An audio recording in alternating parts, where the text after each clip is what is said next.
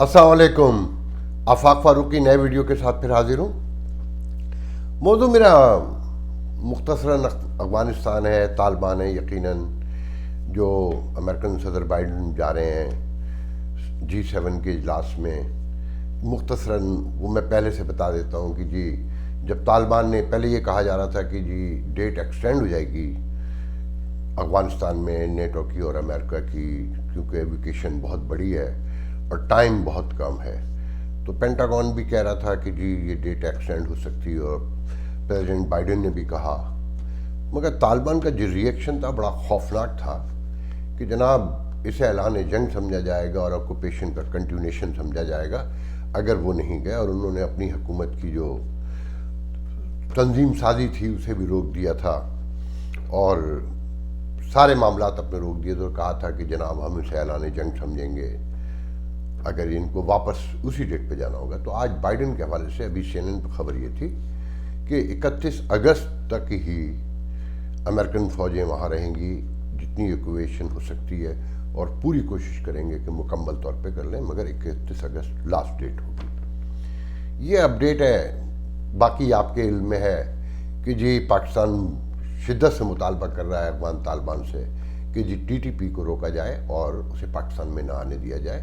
جو ان کے 780 قیدی جیل سے رہا ہوئے ہیں وہ پکڑے جائیں اور وہ پاکستان کو دیے جائیں. اور کہا جا رہا ہے کہ جی TTP کو کنٹین کرنے کے لیے طالبان نے ایک کمیشن بنایا ہے ہیبت اللہ اخونزادہ کے کہنے پر، اور وہ ان معاملات کا جائزہ لے رہا ہے اور پاکستان کے اس مطالبے کو پورا کرنے کی کوشش کی جائے گی. مگر جو لوگ افغانستان کو سمجھتے ہیں، طالبان کو سمجھتے ہیں، تجزیہ نگار، ان کا کہنا یہ ہے کہ یہ پاسبل نہیں ہے. یہ دونوں ایک دوسرے کے نظریاتی ساتھی ہیں، اور تحریک طالبان پاکستان کے لوگ جو ہیں وہ افغان طالبان کے امیر پر ہی ہمیشہ بیعت کرتے رہے ہیں. تو یہ معاملہ اتنا سادہ نہیں ہے.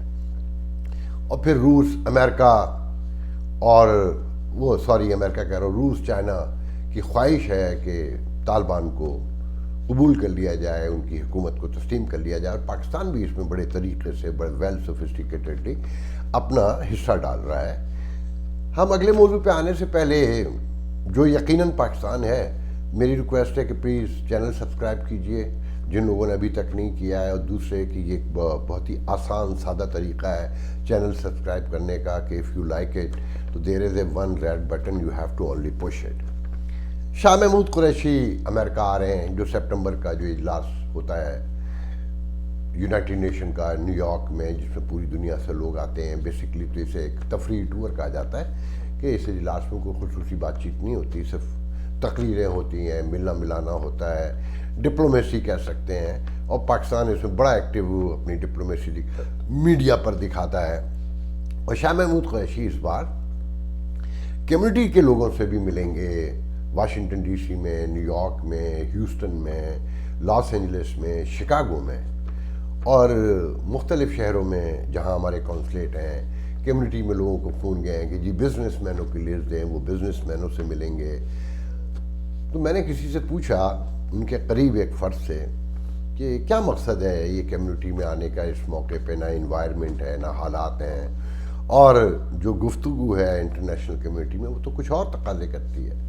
تو کچھ نہیں، وہ سرور چودھری جو گورنر پنجاب ہیں ان کے ٹور کو پھر جو ابھی پچھلے دنوں کر کے چندہ اکٹھا کر کے گئے اپنی بیگم کی سرور آرگنائزیشن کے حوالے سے، تو اس کے جواب میں یہ ٹور ہو رہا ہے. اچھا، میرا کہنا یہ ہے کہ نہیں، یہ ٹور اپنے دوستوں سے ملنے کے لیے ہو رہا ہے کہ جہاں سے ان کے کپڑے جاتے ہیں، جہاں سے ان کی ٹائی جاتی ہے، جہاں سے خوشبوئیں جاتی ہیں، جوتے جاتے ہیں. خیر، ہم اس موضوع سے ہٹتے ہیں، آگے بڑھتے ہیں. سب سے دلچسپ بات یہ ہے کہ آج سو کر اٹھا تو اکثر ہمارے فوجی جو دوست ہیں وہ بڑے طنزیہ کام کرتے ہیں. یہ طنزیہ کام بھی کیسے ہوتے ہیں کہ جس کام میں ان کا اپنا حصہ بہت زیادہ ہوتا ہے اس کو خراب بھی یہ خود ہی کرتے ہیں. مثال کے طور پہ عمران خان کے خلاف جتنی بھی سوشل میڈیا پہ میجر پوسٹ آپ دیکھتے ہیں نا، یہ اس کا ماخذ فوجی ہی ہوتے ہیں. عدلیہ کے خلاف جتنی پوسٹیں آپ دیکھتے ہیں نا، یہ اس کا ماخذ جو ہے، اگر آپ اسے تلاش کریں گے کہ کہاں سے نکلتی ہیں تو یہ فوجی ہی نکلیں گے جو زیادہ تر ریٹائر ہوتے ہیں. پہلے میں یہاں کا ایک واقعہ بتا دوں کہ جب سے طالبان افغانستان میں آئے ہیں پاکستانی یہاں پر بھی بڑے خوش ہیں، بالکل جیسے امریکہ یہ زبردستی یہاں لائے گئے تھے اور یہ کیمپ میں یہاں رہ رہے ہیں، اور امریکہ کو کہیں شکست ہوتی ہے تو یہ بہت خوش ہوتے ہیں۔ ایک کرنل صاحب یہاں رہتے ہیں، 40 سال سے بچے یہاں جوان کیے، پڑھائے لکھائے، ساری دنیا کی آزادیاں دیں، وہ جنگی قیدی بھی رہ چکے ہیں، پوری دنیا گھومتے ہیں، ریٹائر ہیں آج کل۔ مگر 17 اگست کو جو ضیاء الحق کا بھی شاید برسی کا دن ہے اور جنرل گل حمید کی بھی برسی کا دن ہے، وہ گل حمید جن کا آج کل ویڈیو آپ سن رہے ہوں گے کہ روس کو ہم نے امریکہ کی مدد سے مل کر شکست دی، اب امریکہ کو امریکہ سے مل کر ماریں گے، ان محترم گل حمید صاحب کا فوٹو لے کر انہوں نے اپنے پروفائل پہ لگایا۔ تو میں نے ان باکس کیا کہ میں جواباً میں نے ان کو لکھا کہ بہت دکھ کی افسوس کی بات ہے، ہم یہاں کوئی سینا سہیل تو ہے نہیں، اپنی مرضی سے یہاں آئے ہیں، اپنی چوائس پہ یہاں آئے ہیں، آپ کو ریگن نے یا فورڈ نے تو لیٹر لکھ کے تو بلایا نہیں تھا۔ اگر اتنا ہی زیادہ گل حمید پسند ہے تو پاکستان رہنا چاہیے۔ دیکھیں یہاں کا سینا سہیل، یہ بڑی لمبی بحث شروع جائے گی، یہاں کا جو سینا سہیل ہے اگر وہ اس شکست پہ خوش ہو تو سمجھ میں آتا ہے، اول تو یہاں کوئی ایسا نہیں نظر آئے گا۔ یہ پاکستان میں بھی میں کتنی پاکستان کی پالیسیز کی مخالفت کروں، جنگ ہارے گا خدا نخواستہ، مجھے بہت تکلیف ہوگی، وہ میرے لیے بھی شرمندگی کا باعث ہوگی۔ یہ ملک، میں نہیں مانتا کہ امریکہ جنگ ہارا ہے، میں تو اسے ایک فوجی نہیں سیاسی فیصلہ سمجھتا ہوں۔ طالبان کی کیا اوقات ہے کہ وہ امریکہ کو شکست دے سکے؟ اگر امریکہ اپنی اس پر اتر آئے، آپ لاکھ الزام لگائیں کہ 3 ملین مسلمان مار دیے عراق میں، لیبیا میں، شام میں، اور خربوں کی ڈالر کی جو ہے اکانومی ختم کر دی مسلمانوں کی، پہلے اپنے گریبانوں میں جھانکیں۔ اگر آج میں یہ کہنے پر مجبور ہوں کہ آپ اتنے بڑے مرد کے بچے ہیں، امریکہ سے اتنی نفرت کرتے ہیں، تو یونائٹڈ نیشن میں کھڑے ہو کر انکار کریں نا، کہیں نا، یا آپ سارے ملک جو مسلمان ملک ہیں کہ جناب ہم آپ کو عراق جانے کی بھی اجازت نہیں دیں گے، ہم افغانستان جانے کی بھی اجازت نہیں دیں گے، اور ہم آپ کے ساتھ نہیں کھڑے ہوں گے۔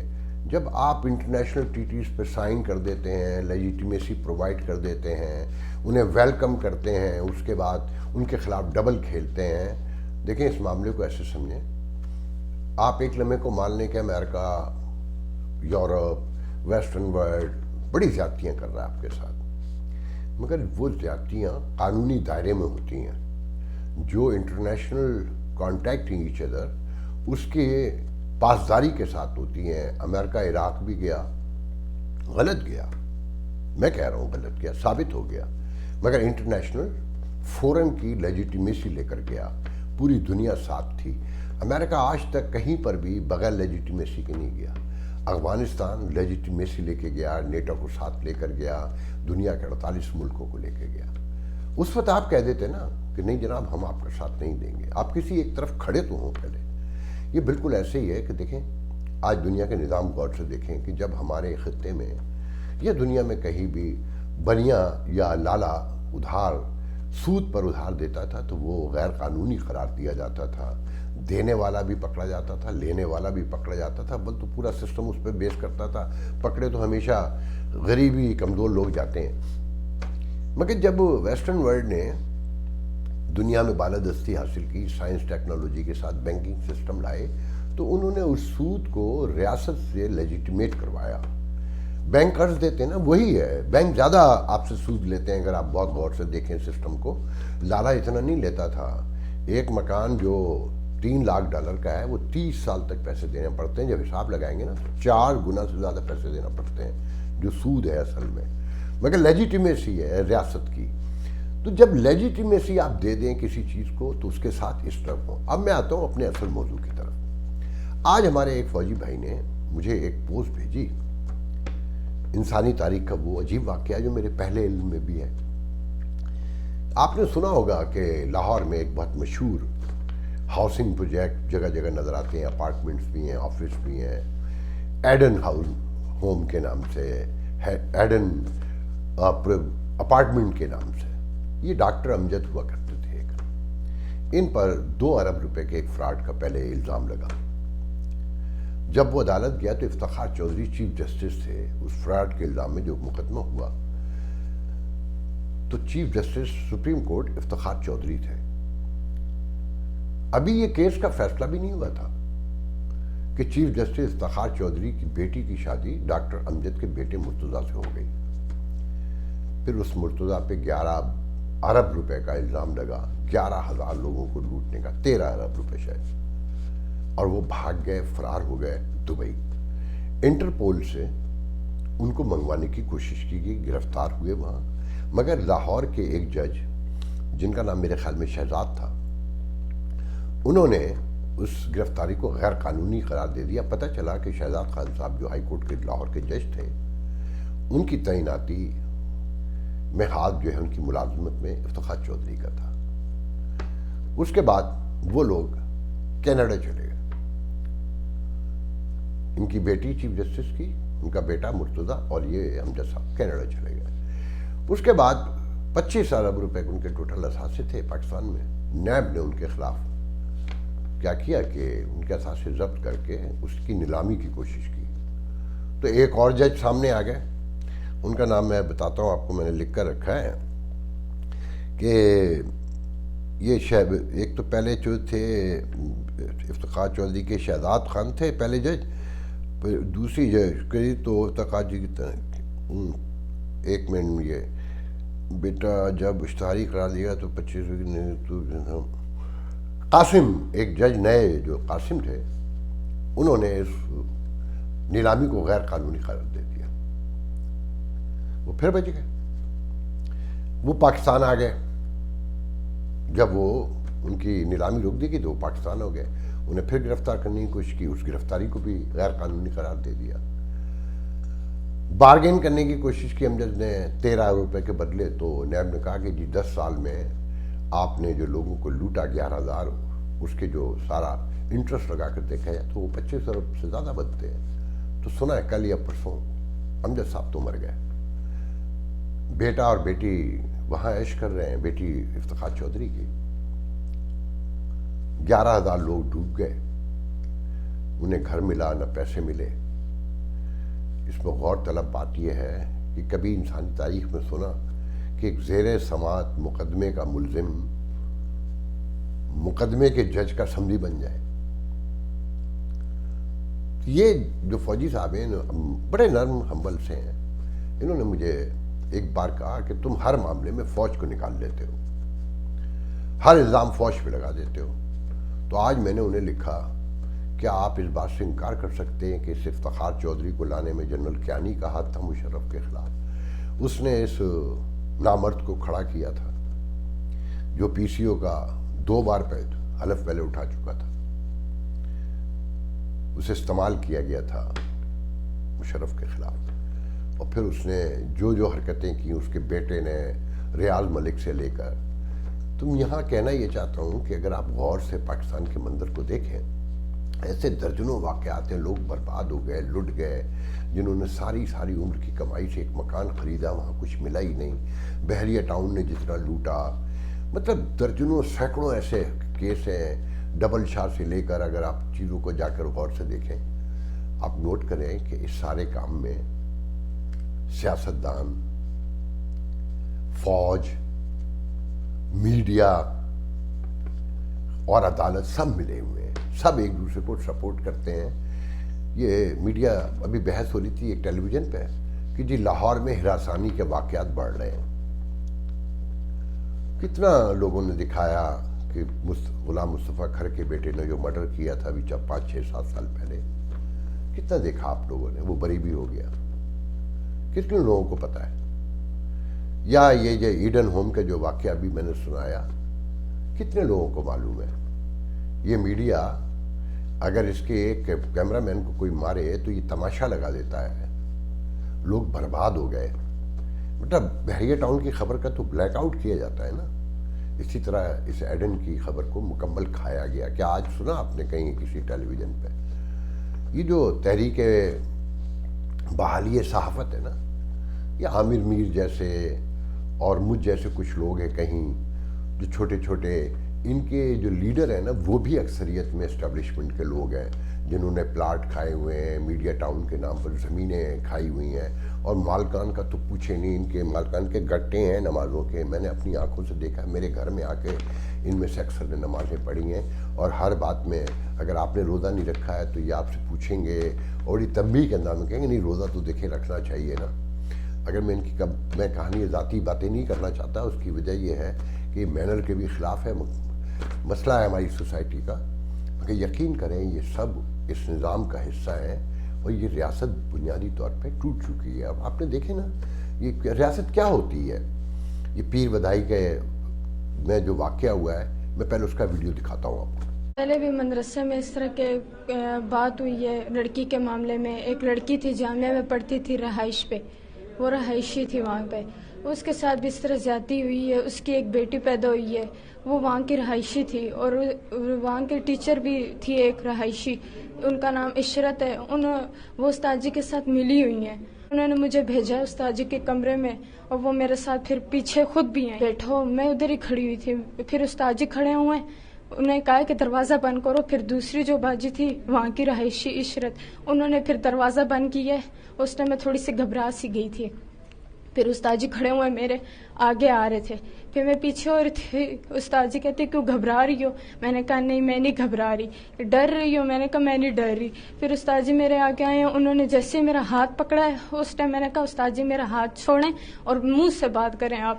انہوں نے پھر ایک بازو کے بجائے میرا دوسرا بازو پہ پکڑا ہے. دوسرا بازو پکڑ کے تم مجھے کہہ رہے تھے آپ ڈر رہی ہو نا؟ میں نے کہا میں ڈر نہیں رہی، میرے ہاتھ چھوڑیں. آگے سے کہتے ہیں کہ کیوں شور مچاؤ گی آپ، یہ شور مچاؤ گی، کوئی مدد کے لیے آئے گا، کس کو بلاؤ گی آپ؟ اگر آپ نے آواز بھی نکالی میں آپ کو مار دوں گا، انہوں نے یہ کہا. پھر میں نے جیسے مجھے شور کا بھی موقع نہیں دیا، میں نے بولا میں شور مچاؤں گی، کہتے ہیں بجاؤ. انہوں نے ایک دم میرے منہ پہ ہاتھ رکھ لی، مجھے شور کا بھی موقع نہیں دیا کہ میں کسی کو بلا دیتی مدد کے لیے. اس ٹائم باجی وہ جو عشرت تھی وہ بھی بیٹھی ہوئی تھی، سارا تماشا دیکھ رہی تھی چپ چاپ.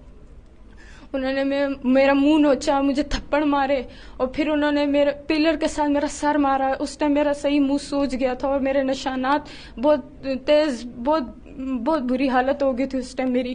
پھر انہوں نے میرا دوپٹہ کھینچا، میرے ساتھ غلط کام کیا.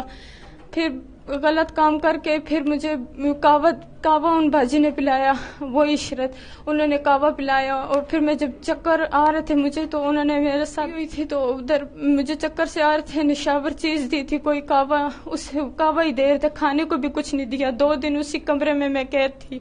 میں پھر بیہوش ہوئی ہوں، میں ادھر ہی لیٹتی تھی، کوئی ملنے نہیں آتا تھا، کسی کو ملنے کی اجازت نہیں تھی مجھ سے. دیکھا آپ نے،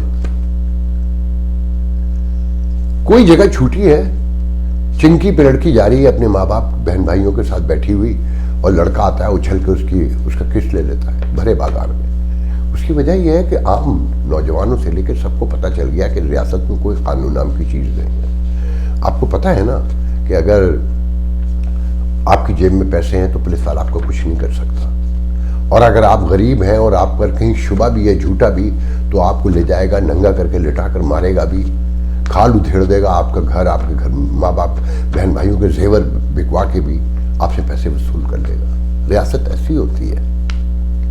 جب وہ جیسے لوگ اس طرح کی باتیں کرتے ہیں تو کہتے ہیں کہ یہ منفی سوچتے ہیں، منفی باتیں کرتے ہیں. اپنے گریبانوں میں جھانکیے، اپنے آپ سے سوال پوچھیے کہ کیا واقعی ریاست ایسی ہوتی ہے کہ مدرسہ بھی محفوظ نہیں ہے، رکشہ بھی محفوظ نہیں ہے، بس بھی محفوظ نہیں ہے، مکان محفوظ نہیں ہے، دکان محفوظ نہیں ہے، سڑک محفوظ نہیں ہے، عدالت انصاف دینے سے مکمل طور پر منکر ہو چکی ہے. کیا ہوتی ہے ریاست، مجھے بتائیں نا. کوئی تو اس بات کا جواب دے، کہیں تو جواب دے.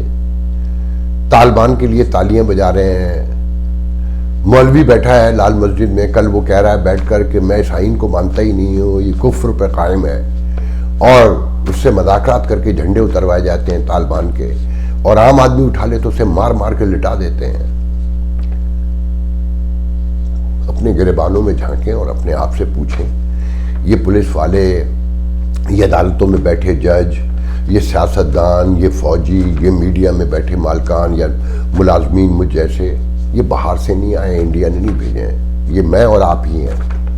اپنے آپ سے سوال پوچھیں گے کیا ہم انسان کہلانے کے قابل بھی رہے ہیں؟ ہماری کوئی مورلٹی بچی ہے؟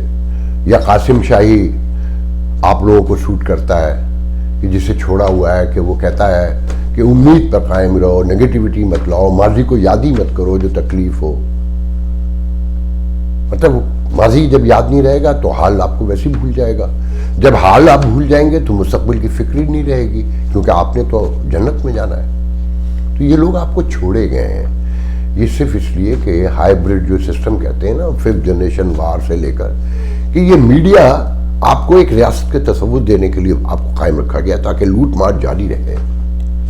ہر فرد باہر جا چکا ہے، اس ریاست کے جو ستون چلانے والے لوگ ہیں نا، ان کے خاندان سب باہر ہیں۔ وہ قاسم علی شاہ کی بھی آپ نے دیکھوں گی نا، کسی نے ٹویٹ کیا ہے کہ سوئمنگ پول میں نہا رہا ہے بچوں کے ساتھ، گجرانوالے میں کہیں رہتا ہے سوئمنگ پول بنائے لیے ہیں، کیونکہ وہ آپ کو جھوٹی ہوپ دیتا رہتا ہے، اس کا ذمہ کام ہی ہے۔ آپ نوٹ کریں کہ طارق جمیل اس طرح کے لوگ جو یونیورسٹیوں میں اور کالجوں میں اور اسکولوں میں اور آرمی بیرکس میں بھیجے جاتے ہیں، یہ کون لوگ ہو سکتے ہیں؟ اس نظام کو کنٹرول کرنے کے لیے غور کریں خدا کے لیے۔